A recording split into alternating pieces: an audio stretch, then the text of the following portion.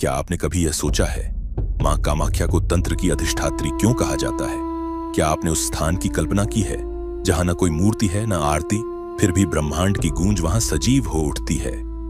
यह मंदिर है मां कामाख्या का, जहां देवी की उपासना नयन नहीं, आत्मा से की जाती है, जहां सृजन की शक्ति एक शिला के रूप में जागृत है। यहां देवी न केवल कृपा देती हैं, बल्कि मर्यादा टूटने पर दंड भी।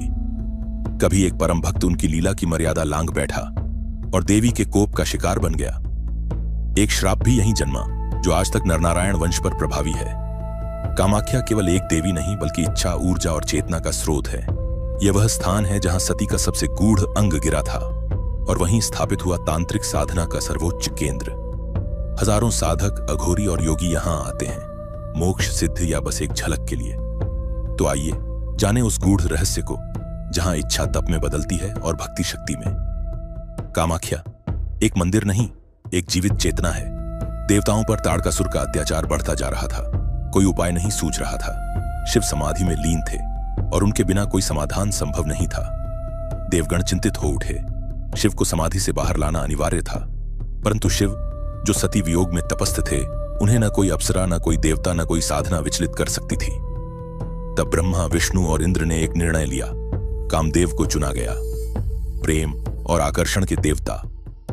कामदेव हिमालय पहुंचे, जहां शिव ध्यान की गहराई में लीन थे, और अवसर देख उन्होंने चलाया अपना सबसे शक्तिशाली अस्त्र, कामबाण। वह बाण ऐसा था जो किसी भी तपस्वी के मन को हिला सकता था। जैसे ही बाण ने शिव को स्पर्श किया, तपस्या भंग हो गई। शिव की आंखें खुली, पर यह कृत्य उन्हें अनुचित और अपवित्र प्रतीत हुआ। तीसरी आंख खुली और एक ही पल में कामदेव भस्म हो गए। चारों दिशाएं स्तब्ध, देवता मौन, प्रकृति भी ठहर गई। तभी एक करुण पुकार उठी, रति की, कामदेव की पत्नी। वह शिव के चरणों में गिर पड़ी। प्रभु, मेरे स्वामी को लौटा दीजिए, मैं उनके बिना अधूरी हूं। शिव ने उसकी याचना सुनी। उस प्रेम में कोई छल नहीं था, सिर्फ विरह और समर्पण था। शिव बोले, कामदेव पुनः जन्म लेंगे, परंतु इस बार वे अनंग होंगे, बिना शरीर के। समय बीता और कामदेव ने पुनः जन्म लिया, लेकिन यह जन्म पहले जैसा निष्कलंक नहीं था। अब उनके प्रभाव में केवल प्रेम नहीं था, बल्कि उसमें वासना, मोह, लोभ और भोग की छाया भी घुल गई थी। देवताओं ने देखा कि जो शक्ति पहले सृष्टि को गहराई देती थी, अब वही शक्ति मोह, भ्रम और बंधन का कारण बन रही है। यह देख भगवान शिव मौन नहीं रहे। उन्होंने एक दिव्य निर्णय लिया, काम की ऊर्जा को अब संयम और साधना में रूपांतरित किया जाए। शिव बोले, एक ऐसा स्थान निर्मित हो जहां काम भस्म न हो, बल्कि साधना में रूपांतरित हो। विश्वकर्मा और रति के सहयोग से कामदेव ने शिव के आदेश पर एक पवित्र शक्तिपीठ की स्थापना की, कामाख्या। यह वही स्थान था जहां माता सती का सबसे गूढ़ अंग, योनि, गिरा था।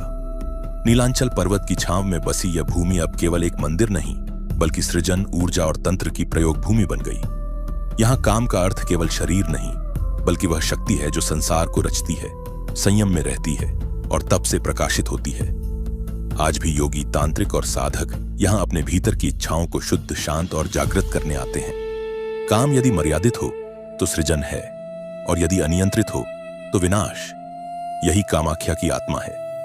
शिव का कामदेव को भस्म करना और फिर उसी शक्ति को कामाख्या के रूप में शुद्ध और साधनीय बनाना, यही दर्शाता है कि संहारक वही है जो सृष्टि को नया अर्थ भी देता है, और इस सृष्टि के संतुलन में विष्णु सदैव सहयोगी बनते हैं। यह कथा केवल इतिहास नहीं, यह चेतना है जो हर युग में बताती है कि सृजन तभी पवित्र है जब उसमें संयम और संतुलन हो। भारत की आध्यात्मिक धरती पर, जहां भक्ति, योग और तंत्र की धाराएं एक दूसरे में विलीन होती हैं, वहीं पूर्वोत्तर के नीलांचल पर्वत पर मां कामाख्या का धाम एक ऐसा शक्ति स्रोत है जिसकी ऊर्जा केवल अनुभूत की जा सकती है, समझी नहीं जा सकती। यह मंदिर कोई साधारण स्थल नहीं, बल्कि तंत्र की चेतना का सजीव केंद्र है, जहां सदियों से साधक, तांत्रिक और योगी अपने भीतर की अग्नि को दिव्यता में रूपांतरित करने आते हैं। मां कामाख्या को शक्ति के उन रूपों में गिना जाता है जो केवल रक्षा या विनाश की नहीं, बल्कि काम, इच्छा की अधिष्ठात्री मानी गई है। संस्कृत में कामाख्या दो शब्दों से मिलकर बना है, काम यानी इच्छा और अख्या यानी अभिव्यक्ति।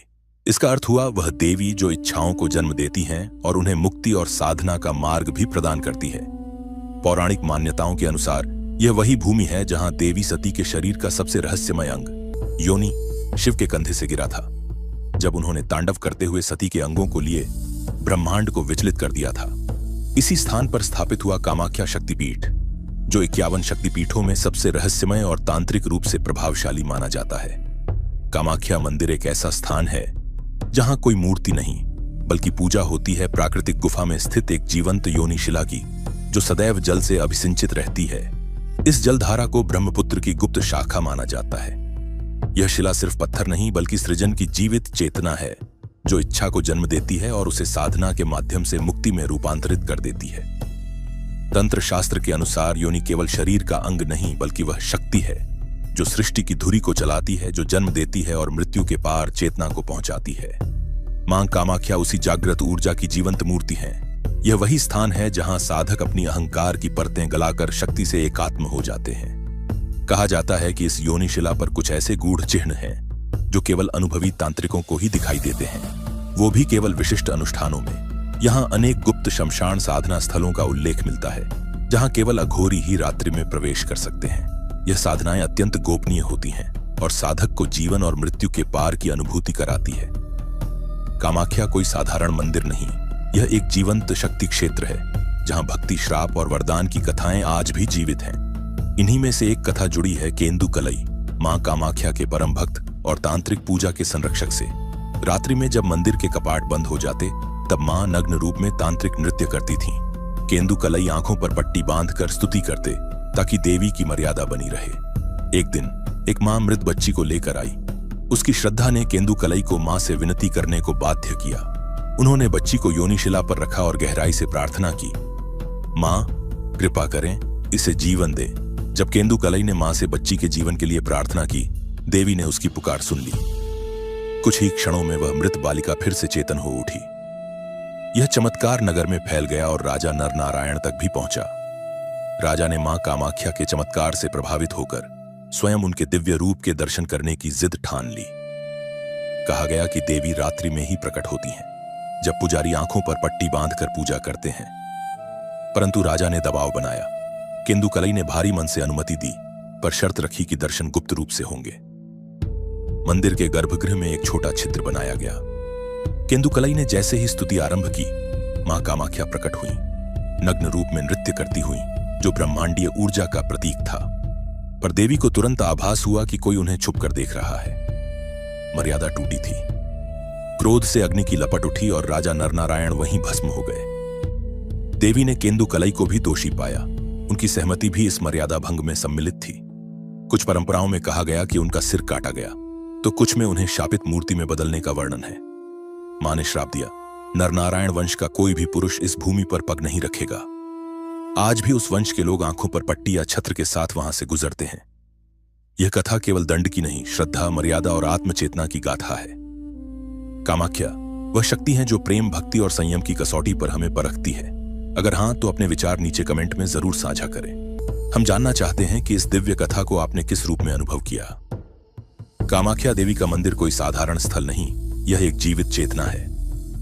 यहां हर शिला, हर परंपरा, हर मंत्र के पीछे एक रहस्य छिपा होता है। कुछ कथाएं कही जाती हैं और कुछ अब भी इस संसार से छिपी हुई हैं। और यह तो बस शुरुआत है।